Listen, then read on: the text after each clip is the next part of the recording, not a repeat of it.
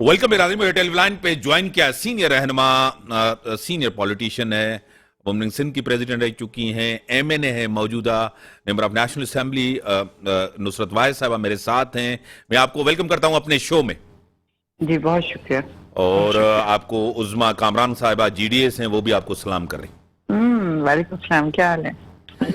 Madam, आपको पता है कि इलेक्शन, बल्दियाती इलेक्शन बड़े अहम इलेक्शन है। कराची इस मुल्क का दिल है और सिंध का सबसे बड़ा यानी कि कैपिटल है। हैदराबाद दूसरे नंबर पे है, यानी कि यहाँ इलेक्शन हो रहे जा रहे हैं। हुकूमत चाह रही थी कि मसाइल हैं, बहुत सी चीजें हैं, और एमक्यूएम का पॉइंट ऑफ व्यू भी सही था, क्योंकि आपको पता है कि सेंसस सही हुए नहीं है, वो भी होने चाहिए था। आपने भी अपने दौर में तस्लीम किया था कि हाँ ये होने चाहिए। अब उनका ये बयानिया भी सही है। दूसरी तरफ एक लॉ एंड ऑर्डर की सिचुएशन भी बेहतर नहीं है, लेकिन इलेक्शन होंगे, क्योंकि ये सब दरख्वास्तें मुस्तरद कर दी हैं इलेक्शन कमीशन ने। क्या कहेंगे? बिस्मिल्लाहिर्रहमानिर्रहीम। बहुत शुक्रिया इम्तियाज साहब ने प्रोग्राम में मुझे लेने का। देखें, इम्पोर्टेंट चीज इस वक्त जो है ना वो इलेक्शन है। एक दफा इलेक्शन हो जाने चाहिए, क्योंकि बल्दियाती इलेक्शन बहुत सालों से नहीं हुए और लोग बहुत ज्यादा इसके लिए बेचैन है, क्योंकि ये वो चीज है जो पावर देती है नीचे के महकमों को, कि आप मोहल्ले से, अपने इलाके से अवेयर होते हैं जो इंसान इसमें जीतता है, तो उससे फिर बहुत ज्यादा फर्क पड़ता है कि वो अपने इलाके के मसाइल को जानता है। तो इस वजह से मैं समझती हूँ कि ये होना इस वक्त बेहद जरूरी है। सेंसस की बात बिल्कुल अपनी जगह पे वो भी परफेक्ट है, लेकिन अब चूंकि टाइम नहीं रह चुका, 2-3 दफा पहले ये पोस्टपोन हुए, लेकिन अब जब डेट दे दी है इलेक्शन कमीशन ने, तो इसको हो जाना चाहिए। इसके बारे में यही है कि बस ये हो जाए, ताकि एक दफा महकमे एक्टिवेट हो जाए दोबारा से, क्योंकि बहुत अरसे से ये चीज वहीं की वहीं रहेगी, जिसकी वजह से आप देखें कराची का कचरा, कराची की बिजली, कराची का पानी, कराची के नाले, कराची पता नहीं क्या क्या चीजें हैं जो वाकई प्रॉब्लम वाली हैं, जिनको सॉल्व यही लोग आके कर सकते हैं जो यहाँ से चेयरमैन मुंतखब होंगे या कोई और उस पर मुंतखब होंगे। वो अपने इलाकों को जानेंगे, जानते हैं डेफिनेटली, उसके मसाइल को जानते हैं, तो उसको सॉल्व भी कर रहे होंगे। तो मेरे ख्याल में तो एमकेएम भी ठीक है और हम लोग भी ठीक थे कि हम चाहते थे कि ये वाली चीज हो, लेकिन नहीं हो पाई। सही। मैडम, आपको पता है कि इमरान खान साहब ने असेंबलियों से, यानी कि पंजाब असेंबली के पीके में पूरी तैयारी हो गई है। आज या कल किसी टाइम भी वो भी तहलील की जाएगी। पाकिस्तान में तारीख में ये पहली हम यानी कि कोई लीडरशिप देख रहे हैं कि खान साहब को देख रहे हैं। एक तो मुल्क के अंदर मैशियत बेहतर नहीं है, दूसरा इमरान खान साहब ने सियासी बहरान पैदा करने की एक पूरी कोशिश कर रहे हैं।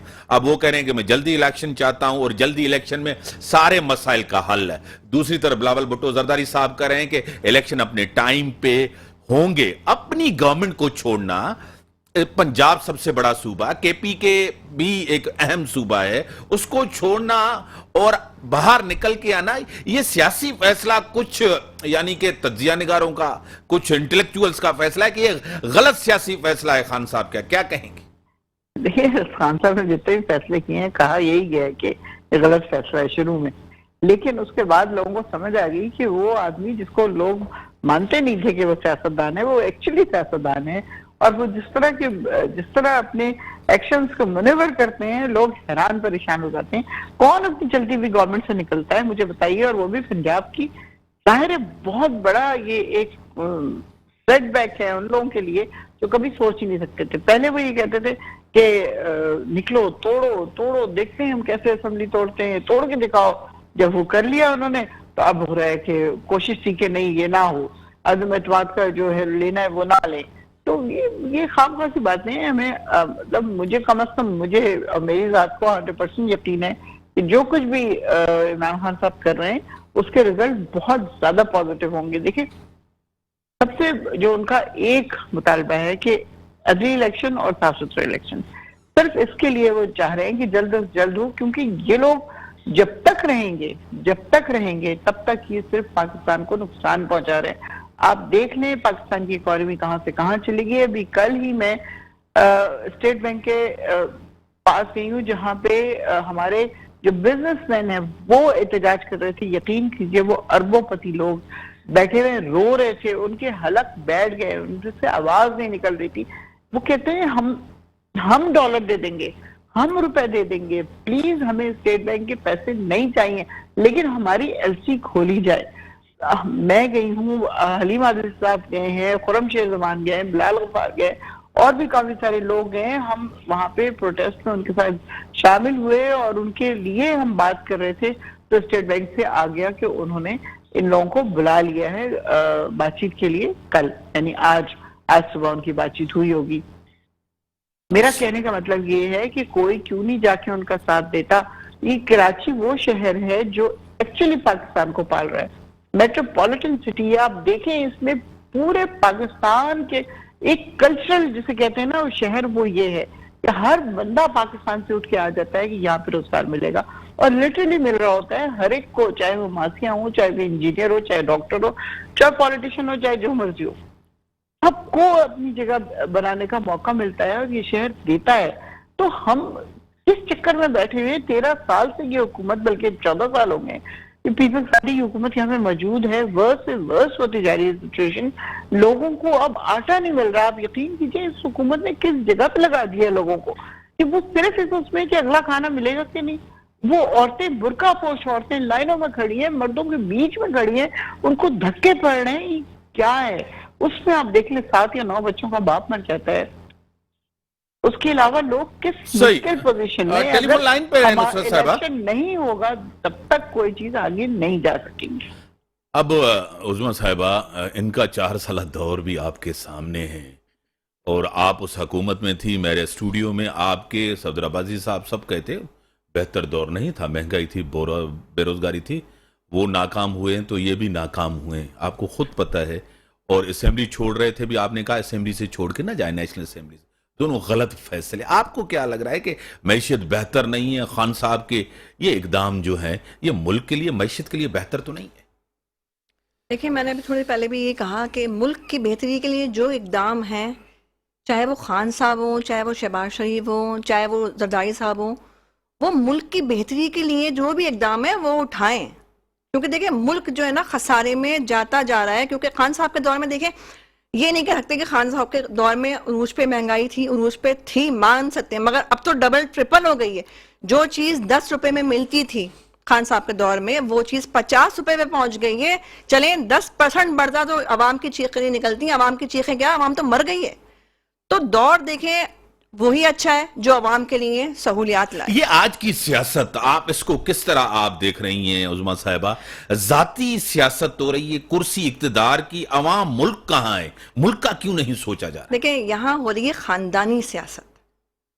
कोई कुर्सी के लिए लड़ रहा है, कोई अपनी खानदानी सियासत विरासत बचाने के लिए लड़ रहा है। मुल्क के लिए इस वक्त कोई नहीं लड़ रहा। इमरान खान किसके लिए लड़ रहे हैं? देखिए वो देखें, जो हकीकत है वो बोलूंगी। आज मैं सच बोल दूं, जो मेरा दिल कहता है, जो मेरी ज़मीर की आवाज है, वो मुल्क के लिए लड़ रहे हैं। और लोगों को शऊर दिया। अभी थोड़ी देर पहले पीपल्स पार्टी के एमपी थे, नहीं था लोगों को। नहीं, भुट्टो साहब के दौर में शऊर था, बीबी भुट्टो साहब के दौर में शऊर था, इसलिए आज भी भुट्टो जिंदा का नारा सिंध में लगता है।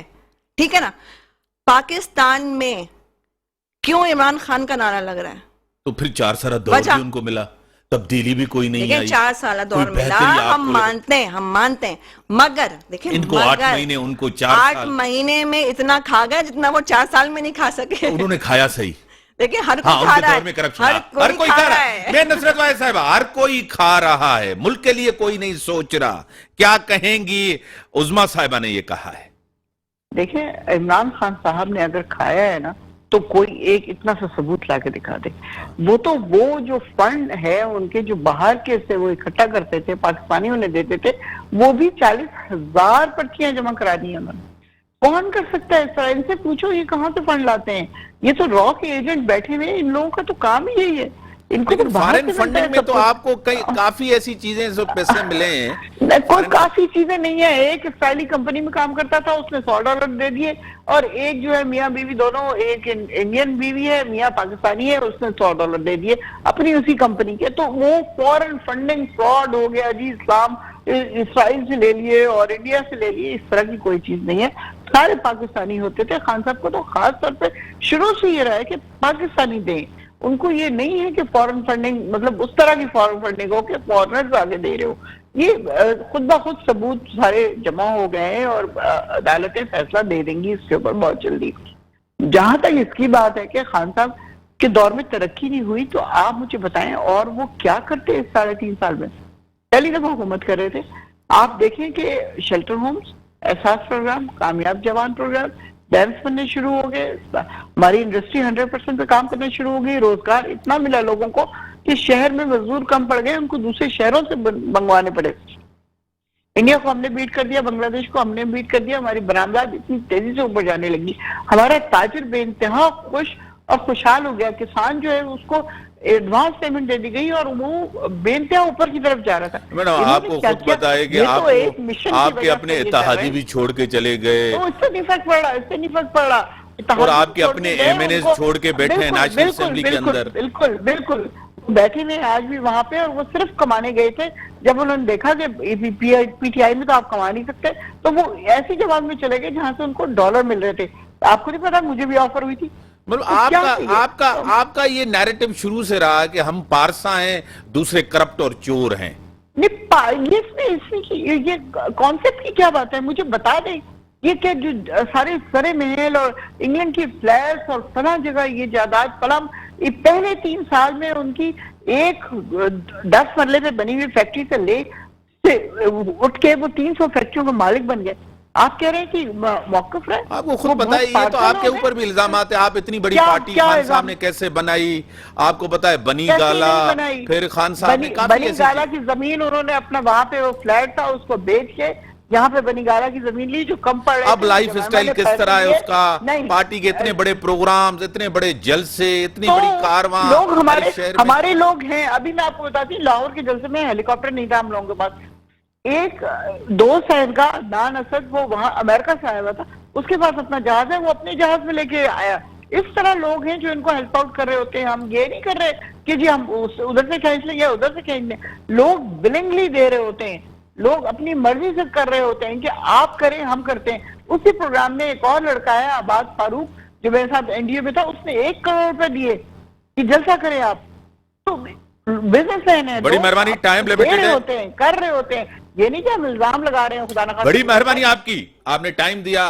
ब्रेक का टाइम होगा, ब्रेक के बाद आते हैं। खान साहब कहते हैं कि दूसरे चोर हैं, डाकू है, बदमाश हैं, अपने पास जो उनके साथ होते हैं जब तक वो बड़े सही होते हैं। खान साहब ने एक बड़ा अहम स्टेटमेंट कहा है कि मेरे साथ जो हुआ मैं भूल सकता हूं, जो आजम सवाती के साथ हो वो भूल सकता हूं, जो शहबाज गिल के साथ हो वो मैं भूलने के लिए तैयार हूं। ये किस तरफ इशारा है उनका।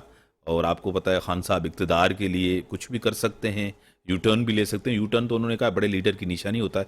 ब्रेक के बाद आते हैं। जो मुल्क की सूरत हाल है आपके सामने, आपको वेलकम बैक करते हैं अपने शो में। जो मुल्क की सूरत हाल है वो बेहतर नहीं है। आपको पता है कि मेरे साथ ब्रिगेडियर रिटायर्ड तारिक खलील साहब डिफेंस एनालिस्ट है, पाकिस्तान की सियासत मैशियत को बेहतर तरफ से। ब्रिगेडियर साहब मैं आपको वेलकम करता हूं अपने शो में। जी वालेकुम सलाम जनाब। उज़्मा साहिबा बैठी हैं, उज़्मा कामरान साहिबा जीडीए से रिप्रेजेंट कर रही, वो आपको सलाम कर रही। अस्सलाम वालेकुम। आवाज आ रही है जी? जी बिल्कुल आ रही है आवाज। ब्रिगेडियर साहब आपको खुद पता है कि मैशियत आपके सामने, मुल्क के अंदर सियासी बहरान एक पैदा किया जा रहा है। जिस तरह पंजाब असेंबली एक बड़ी असेंबली थी और उसको जिस तरह डिसॉल्व किया गया है, बाहर निकल के आए हैं तहरीक इंसाफ के लोग, एक बहरान पैदा करना चाहते हैं जो मुल्क के लिए और मैशियत के लिए तो सबसे ज्यादा नुकसानदेह है। क्या कहेंगे ब्रिगेडियर साहब? देखिए पिछले 2-3 प्रोग्राम में ये बात डिस्कस हुई आपके साथ। मैं ये समझता हूं कि जैसे मैंने पिछले प्रोग्राम में भी कहा था, सही, कि जब बातें पॉलिटिकल स्टेलमेट हो जाता है, सही, तो सबसे बेहतर तरीका होता है आवाम के पास चले जाए, लेट देम डिसाइड। फिर जो भी पार्टी पावरफुल होके आती है, चाहे कोई भी हो, सही, वो उनके पीछे स्ट्रेंथ होती है बात करने की। आप देखें पिछले 8-9 महीने से जो हो रहा है, अगर आप इलेक्शन नहीं कराएंगे तो ये कंटिन्यू होगा।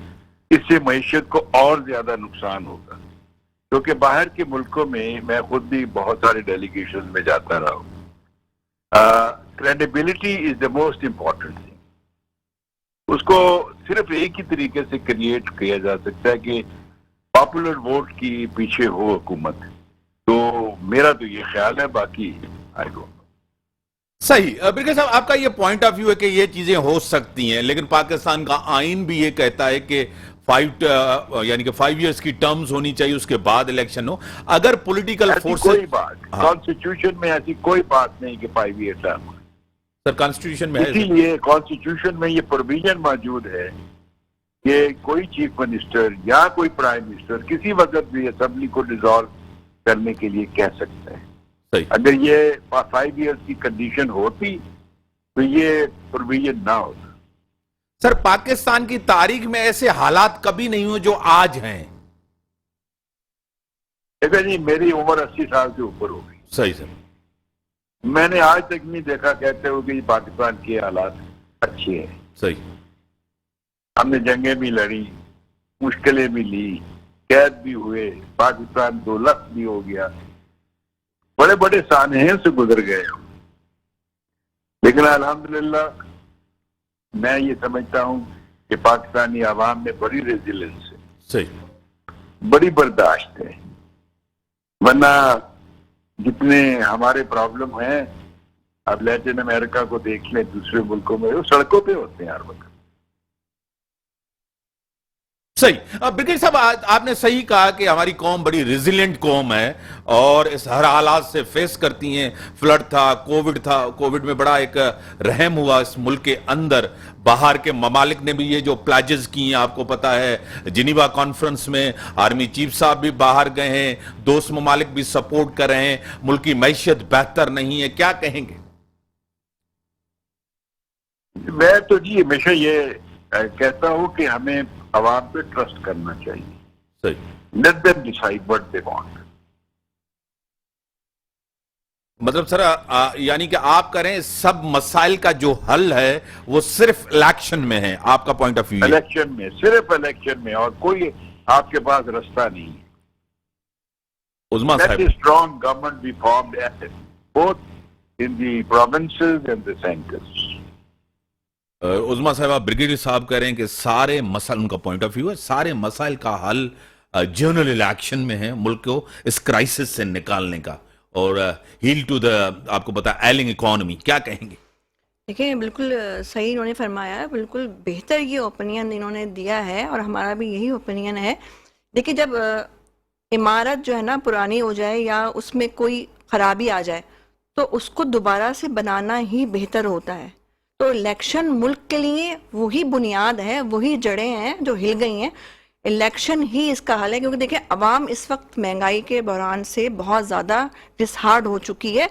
मुल्क के दुश्मन जो हैं वो मुल्क की बाहर जो इमारतें हैं, जो हमारे वसाइल हैं, उस पर नजरें लगा के बैठे हुए हैं।